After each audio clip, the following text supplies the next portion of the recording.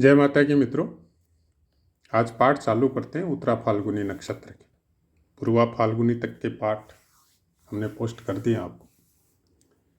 अब नई सीरीज उत्तरा फाल्गुनी में सब ग्रहों के प्लेसमेंट, उनके ऊपर दृष्टियाँ, उसकी विवेचना करेंगे। कोई भी पाठ से संबंधित अगर कोई आपका प्रश्न है तो आप निसंकोच कमेंट कीजिए।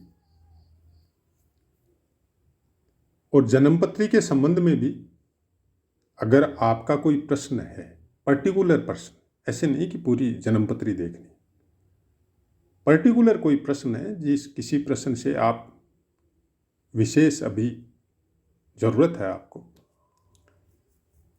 तो आप अपनी डेट ऑफ बर्थ, प्लेस, स्थान देके उस प्रश्न को लिख दीजिए। क्योंकि अभी जल्दी हम लोग एक नया सीरीज चालू करेंगे, प्रश्न उत्तर। आपके प्रश्न और उत्तर महीने में जिस हिसाब से सबकी क्वारी होगी उसी अनुसार महीने में उन वीडियो को अलग अलग डेट में पोस्ट किया जाएगा। लेकिन वीडियो जो भी आएगा वो प्रश्न उत्तर बोल के ही आएगा।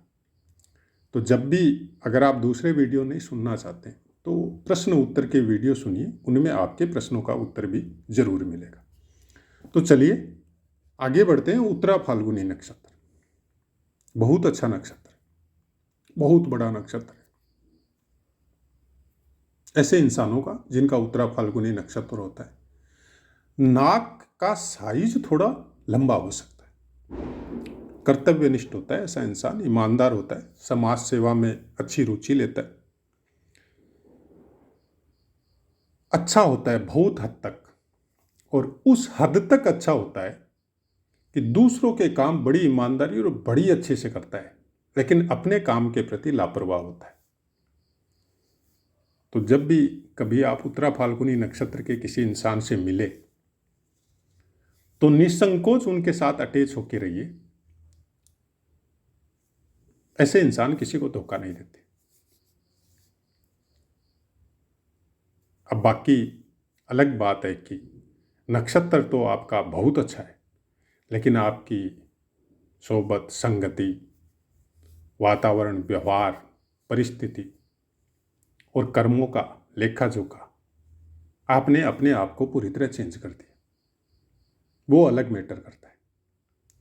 लेकिन किसी समय में आपको ये चीज़ें क्लिक करेगी और अपने आप को बदलने की भी कोशिश इंसान करता है। ज़्यादा चर्चा नहीं करेंगे क्योंकि हम लोग ग्रहों की चर्चा कर रहे हैं। हालांकि उत्तरा फाल्गुनी नक्षत्र के बारे में पहले कैसा हो सकता है, किस तरह के काम कर सकता है, ऐसे पाठ हमने 1.5 साल पहले ही पोस्ट कर दिए थे, तो ज़रूर आपने सुने होंगे। नहीं तो आप जाके उसको सुन सकते हैं और आके भी इस विषय में और आगे पाठ पोस्ट करेंगे कि उत्तरा फाल्गुनी क्या है या बाकी नक्षत्र क्या है, क्योंकि इनके पाठ किसी एक वीडियो में समाना इनको बहुत मुश्किल है। इतने ज़्यादा कारकत्व है कि उनको पकड़ पाना और उनके अनुसार चल पाना बहुत कठिन है। उनको समझना, ग्रहों को समझना बहुत आसान है, लेकिन नक्षत्रों को समझना बहुत कठिन है। और इनके पाठ पोस्ट करते हैं ना, उस समय में भी मतलब बहुत मुश्किलें आती हैं, बहुत कुछ छूट जाता है, नहीं बता सकते क्योंकि समय का अभाव रहता है। इसीलिए बार बार नक्षत्रों के पाठ पोस्ट करने के में हम ज़्यादा इंटरेस्ट रखते हैं, क्योंकि नक्षत्रों में हमको बहुत रुचि रहती है ग्रहों से ज़्यादा। ग्रहों का तो क्या, कारकत्व समझना है, भावों को समझना हो गया, दृष्टि को समझ लीजिए। लेकिन नक्षत्रों का जो प्रभाव है ना, उसी को लेके ग्रह आगे बढ़ते हैं। ये एक विशेष बात है ज्योतिष की। तो चलिए, उत्तरा फाल्गुनी नक्षत्र में अगर सूर्य देव हो तो आपको कैसे फल प्राप्त हो सकते हैं। प्रथम चरण में जातक अति उत्साही होता है, हर काम को करने के लिए महत्वाकांक्षी होता है, स्वभाव में उग्रता रहती है और रह सकती है, क्योंकि सूर्य का स्वभाव ही उग्र है और उत्तरा फाल्गुनी नक्षत्र भी उन्हीं का है। दूसरा चरण दार्शनिक विचारों का होता है, स्वभाव में मतलब अच्छे कामों के प्रति, हाई स्टैंडर्ड के कामों के प्रति मतलब अलग लेवल के प्रति, नॉर्मल नहीं, जैसे घर के काम है और है, नौकरी है, मतलब अलग तरह के विचार होते हैं जिनको हम लोग दार्शनिकता में जब वो मतलब किसी चीज को भीतर तक जाने की कोशिश करते हैं, एक एक शब्द की ऐसी ऐसी विवेचना आपके सामने प्रस्तुत करेंगे कि आप सोच भी नहीं सकते। तीसरा चरण कलात्मक कार्यों में विशेष रुचि देता है। साहित्य या चित्रकला से विशेष प्रेम होता है, सेंटिमेंटल होता है ऐसा इंसान, कवि या चित्रकार हो सकता है। चतुर्थ चरण चित्रकारी में विशेष रुचि देता है और कुछ नाम फ्रेम इसके बारे में भी पॉजिटिव इंडिकेशन आपको देता है। अब उत्तरा फाल्गुनी नक्षत्र में सूर्य देव हो और उसके ऊपर चंद्रमा की दृष्टि हो, तो इसमें लिखा गया है कि आपके संबंध में जो इंसान है, संबंधी जिनको बोला जाता है, आपके अपने संबंध में जितने भी आपके इंसान हैं उसमें से कुछ इंसानों से आपकी ट्यूनिंग सेट नहीं हो सकती है या आपको उनसे पीड़ा प्राप्त हो सकती है। मंगल की दृष्टि शत्रु तत्व को वृद्धि करवा सकती है। जैसे आपने कोई गलत काम नहीं किया, लेकिन आपकी फेमसिटी की वजह से या आपके कर्मों की वजह से लोग आपको सम्मान देते हैं, तो कुछ आदमी ऑटोमेटिक जलन का अनुभव करके आपके साथ शत्रुता रख सकते हैं, जिनको मतलब आप रोक भी नहीं सकते। बुध की दृष्टि, यही सेम चीज कि संबंधी आपकी प्रोग्रेस से ईर्ष्या वगैरह रख सकते। गुरु की दृष्टि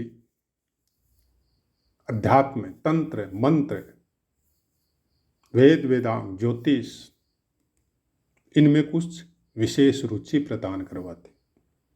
शुक्र की दृष्टि विदेश जाने की प्रबल संभावना होती है। और शनि की दृष्टि फीमेल से ट्यूनिंग में बहुत प्रॉब्लम आती है। अब उत्तरा फाल्गुनी नक्षत्र है और सूर्य देव विराजमान है और शनि की दृष्टि है। पुस्तकों के विषय में हमने आपको बता दिया। अब शनि का विशेष गुण है जो बहुत बार पाठों में हमने आपको बताया है। 3 दृष्टियां हैं, तीनों का जो पूर्ण दृष्टि बताई गई है 3, हालांकि 1 पाद, 2 पाद, 3 पाद और 4 पाद अलग अलग दृष्टियां होती है सब ग्रहों की, और उसी के अनुसार ये पुस्तक है। नहीं तो सूर्य के ऊपर बुध की दृष्टि नहीं होती है, लेकिन यहाँ पे फल बताया गया। तो शनि की दृष्टि जो 3 दृष्टि है, या 1 चरण वाली या 2 चरण वाली, इन दृष्टियों का भी महत्व है। ये जब सूर्य के ऊपर पड़ती है और उसके नक्षत्र के ऊपर पड़ती है, तो हमने जहां तक देखा है या जो गुरुओं से भी सुना है, आपके गुस्से की वजह से आप कुछ ऐसा काम कर देते हैं जिसकी वजह से आपको अपमानित होना पड़ता है और शनिदेव के दंड का भागी होना पड़ता है। कहाँ तक सही है, क्योंकि कई कुंडलियों में हमने देखा है, हमने 80% सही पाया इसको। अब ऐसे बहुत से इंसान हैं जो दुखी है ऐसे किसी काम से, लेकिन वो ज्योतिष को नहीं मानते। तो जब उनकी कुंडलियाँ कभी सामने आती और ऐसा कुछ देखते हैं, तो हम डायरेक्ट बोलते हैं कि जब गुस्सा आता है तो किसी को कुछ नहीं समझते। बोले ये बात तो सही है, मतलब कुछ भी कर देते हैं, गुस्से में कुछ भी बोल देते हैं मुंह से, हालांकि हिंसा नहीं करते। वो बाकी ग्रहों का अपना अलग महत्व है, कोई हिंसा करता है, कोई नहीं भी करता है। तो उसी की वजह से वो शब्द जो है वो सामने वाले को इस तरह से चुभते हैं कि वो समय आने पर वो प्रतिरोध करेगा। मतलब वो प्लानिंग करके आपके साथ गलत करेगा। तो हम हमेशा यही बोलते हैं, जिनका भी उत्तरा फाल्गुनी नक्षत्र में सूर्य है और उसके ऊपर किसी ग्रह की दृष्टि हो चाहे मत हो, हमारा एक परमानेंट बोलना है उनको कि अपने गुस्से को अपने वर्क में लगाइए, न कि मुंह के द्वारा एक्सप्रेशन दीजिए। शब्दों के द्वारा मत बोलिए किसी को कुछ भी, केवल वर्क में लगाइए।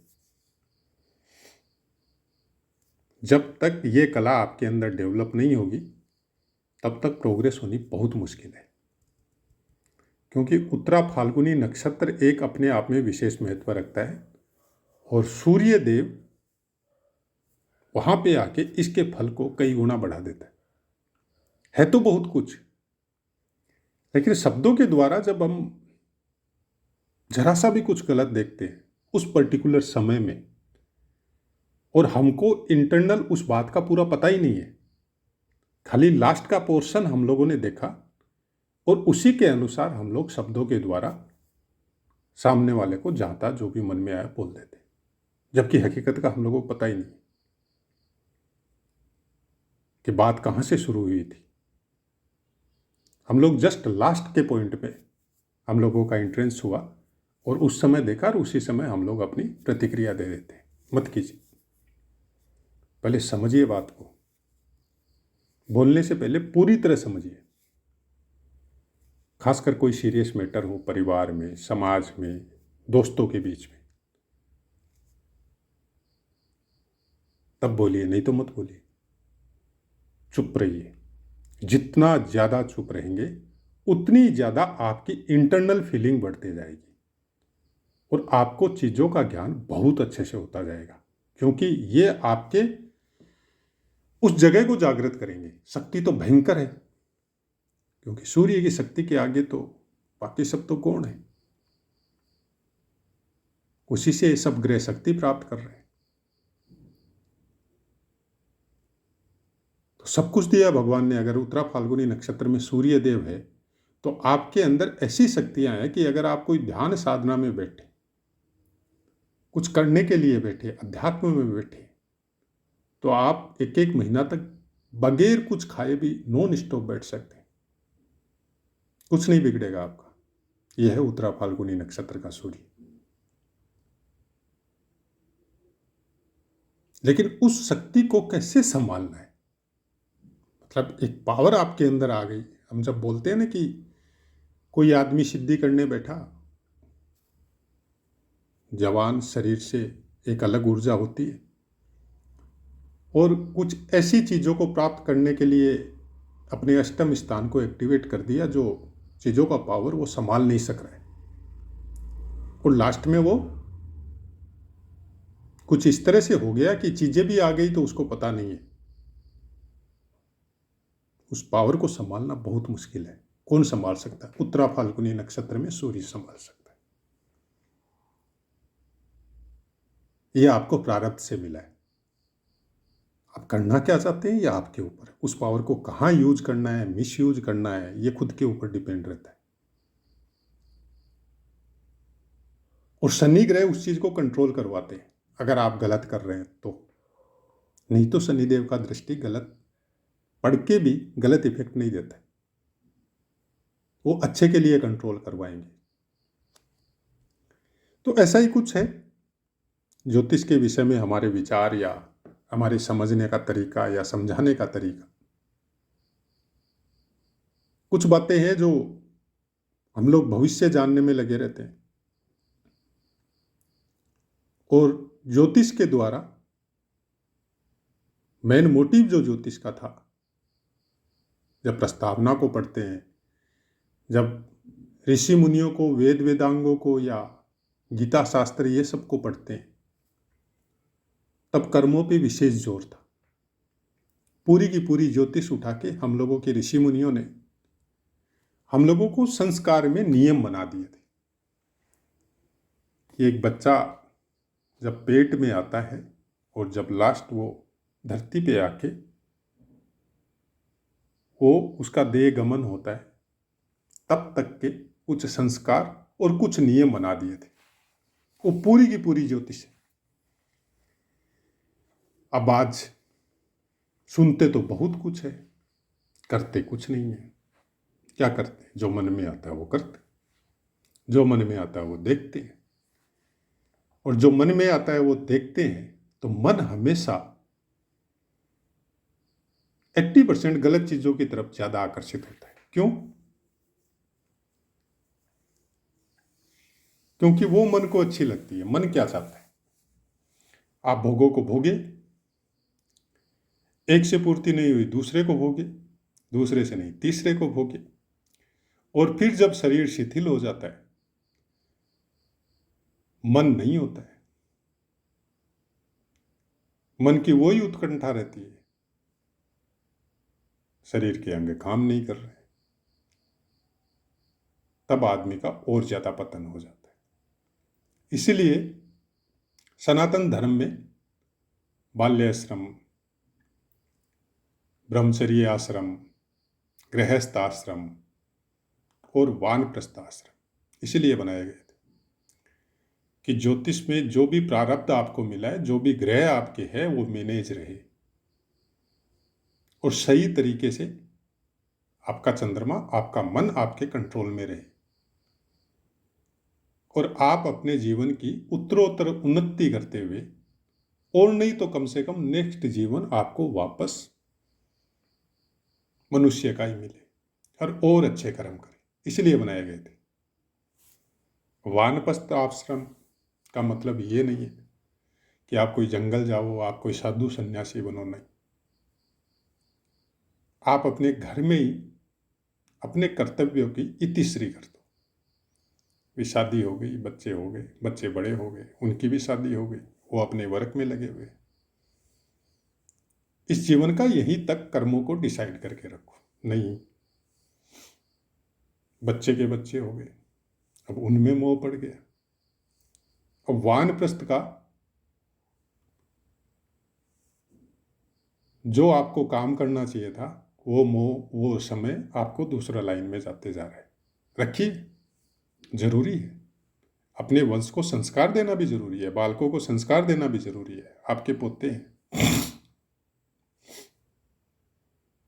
लेकिन बाकी चीजों से दूरी बनाइए। ईश्वर का भजन कीजिए, चाहे किसी भी ध्यान या किसी भी नाम या कीर्तन के द्वारा, जितना आप कर सकते। सबके प्रति अच्छी भावना रखिए। धीरे धीरे जैसे जैसे भजन करते जाएंगे, आपका वृद्धाश्रम बहुत अच्छा हो जाएगा, फिर पूरी तरह उसमें लीन हो जाएंगे। यह संस्कार स्वरूप ज्योतिष जो बनाई थी पूर्वजों ने, उसको पूरी तरह तिलांजलि हम लोग दे चुके। और जिन्होंने अभी तक अपनाया हुआ है, वो इन ग्रहों की पीड़ा भोग के भी उनका कुछ नहीं बिगड़ता, क्योंकि वो ग्रह जो पीड़ा दे रहा है वही उनको लास्ट में संभाल भी लेता है। वो रास्ता भी दिखा देता है कि मेरी पीड़ा का समय खत्म हो गया, और उसको खुद को तकलीफ होती है कि समय की गति के अनुसार, नेचुरलिटी के नियमों के अनुसार जो प्रारब्ध आपको मिला था, उसके अनुसार हमको पीड़ा देनी जरूरी थी। लेकिन हम खुद दुखी है कि आप जैसे जीवात्मा को भी हमको पीड़ा देनी पड़ रही है, लेकिन आपका कुछ बिगड़ने नहीं देंगे, आपका उन्नति ही करवाएंगे। वो पीड़ा देख के भी आपकी उन्नति करवाते। ये खास बात आप देखिएगा, कभी भी जो आदमी दुखों से संभलते हैं और दुख में भी साइलेंट रहते हैं, इसका मतलब उनका जीवन, उनके कर्म बहुत अच्छे, वो निकल जाते हैं उस समय से और बहुत अच्छे और बहुत ज़्यादा स्ट्रोंग होके वापस उठते। तो हमारा तो यही तरीका है ज्योतिष को समझने का। कहाँ तक सही है हम नहीं जानते, लेकिन यही इच्छा है ईश्वर से कि आप जितने भी जुड़े हैं सब सही तरीके से समझे, अपनों का सम्मान करें, गलत चीज़ों से, गलत लोगों से गलत तरह के आचरण, व्यवहार और सोशल मीडिया के वीडियो से थोड़ा दूर रहिए। अपने समय को सदुपयोग कीजिए, अच्छे कामों में लगाइए, अपने परिवार के साथ बैठ के लगाइए। अब अपनी वाणी को विराम देते हैं, आपसे आज्ञा लेते हैं। जय माता।